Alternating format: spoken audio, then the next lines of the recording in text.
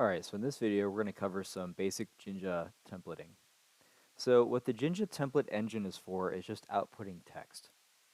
Uh, there's some there are some components that are involved. The main thing is the Jinja template itself, and the Jinja template is going to look like a Mad Lib. So if I wanted to create a Jinja template describing a person, it might look something like this. We'd say name is age years old. So what I'm doing here is by using the double curly brace notation, I'm defining two variables that I want to use called name and age. And now since I have my template created, I need to create the accompanying data. And so I'm going to put that right here. And we can write the Jinja data in either YAML or JSON. Doesn't really matter. It's just going to be key value pairs normally. So in this case, we're going to make our name. And for this example, we're going to set it to John. And then we're going to create the age key. We're going to set that to 42. And so now I have everything I need to actually render my template. So I'm going to hit this render template button. And you can see in the output, we get John is 42 years old. And so now let's say I wanted to capitalize John's name. I mean, I could go into the data and manually type in capital J, but the better way of doing it is to use what's called a Jinja filter. A Jinja filter is an easy way of transforming a piece of data. So if I want to capitalize the first letter of the name, what I can do is I can go to name, then I can do a pipe, and then the name of my filter. So in this case, I'm going to use the title filter. So I'm going to say title, like that. And now if I render my template, you can see that John is now capitalized. And that's really the basics of what a Jinja template needs, right?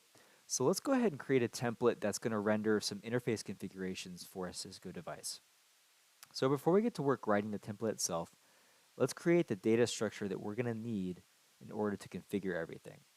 So what we're going to do is we're going to create a list of interface objects. And each one of those interface objects is going to have a few things. It's going to have the type, the number, and then a description. So let's start off by creating our interfaces list.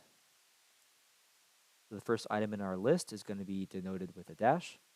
And then we'll start off with the type. So we'll give this one a type of gigabit Ethernet. We'll give it a number of 0/0. And then we'll give it a description of WAN interface. So now let's create our second interface with a second dash. We'll give this one a type of loopback. We'll give it a number of 0.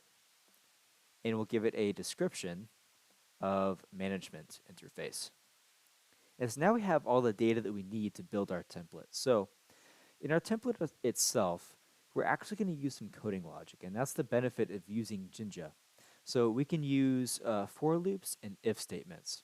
So in our case, what we're going to do is we're going to create a for loop and actually loop through our interfaces list.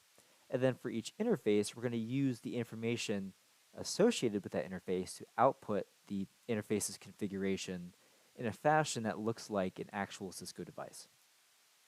So if we want to use coding logic in our template, we're going to do opening curly brace and then %, and then the syntax is going to be just like Python, right?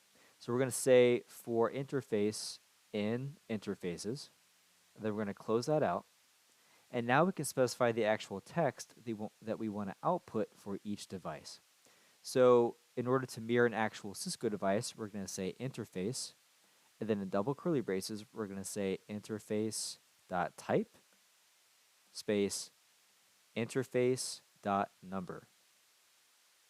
And so now that we're done with our for loop, we actually have to explicitly end it. That's one of the weird things about Jinja. So in order to end it, we're going to do opening curly brace %, and then we're going to say end for, just like that. If this had been an if statement, we would have just said end if, like that. So now that we have our template created, we should be able to render it. And you can see we have a list of interfaces. But they look a little funny because we still have that space in between the interface type and the interface number. So what we could do is we could just get rid of the space in our template, and that would work fine, but it just looks a little messy. So what we can do is we can actually combine this into one piece of logic. And so what we're going to say is we're going to say interface.type plus the interface.number. And so all we're doing is concatenating the type and number into one string. Now we will get an error when we run this. The error is telling us that we can only concatenate strings to strings and not integers to strings. And the problem is in the second interface in our list. So the type is a string, but the number is actually an integer, right? It's just 0. So let's actually convert the 0 to a string by putting quotes around it. And now we should be able to re-render our template. And now we get a pretty list of interface names, right?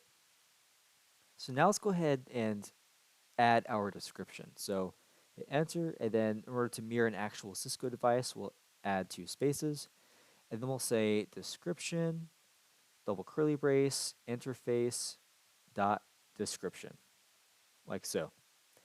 And now we can render it, and you can see we have the description for each interface outputted now.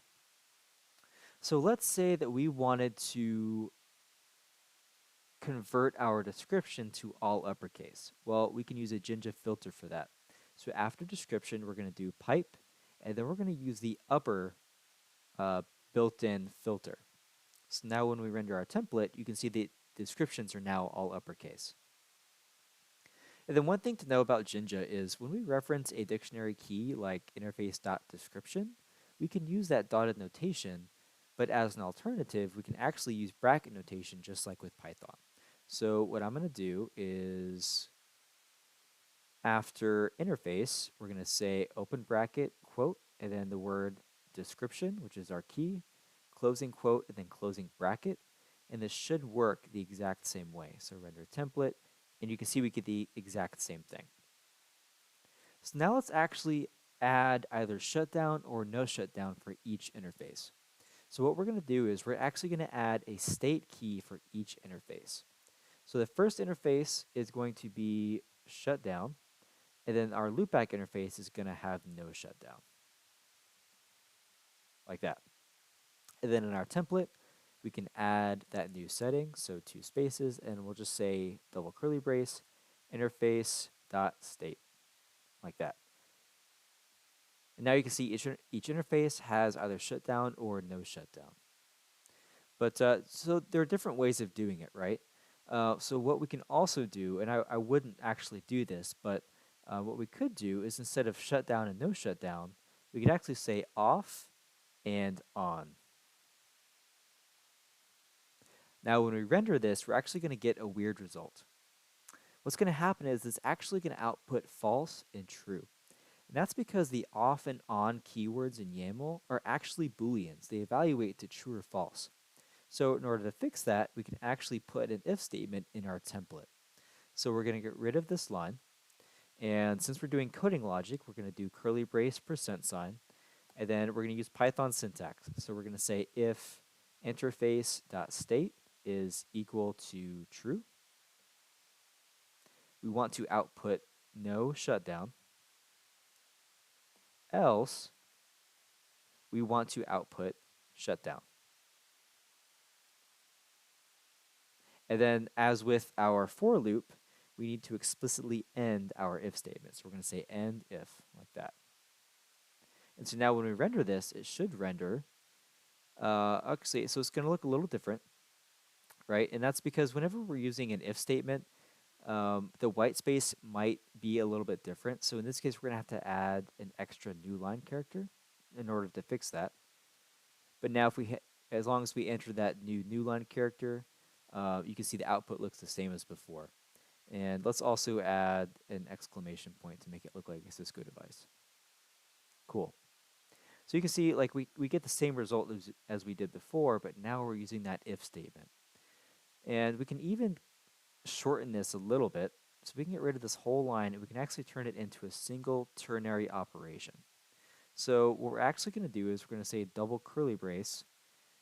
We want to output no shutdown if interface.state is equal to true, else we want to output shutdown.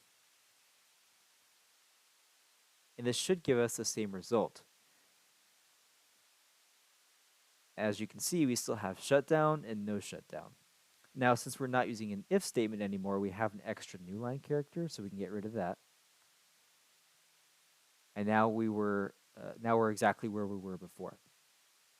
Furthermore, right here, we don't really need the equal equals true because the interface's state is evaluating to true or false. So we can actually just get rid of this whole portion right there and just say if interface.state, right? Because that's going to return true or false. So now if we hit clear and then render, you can see we get the same output. And that's really all there is to basic Jinja templating. Again, the Jinja template engine is really just to output text. The Jinja template itself is going to look a lot like a Mad Lib. So we're going to have variables where we can fill in the blank.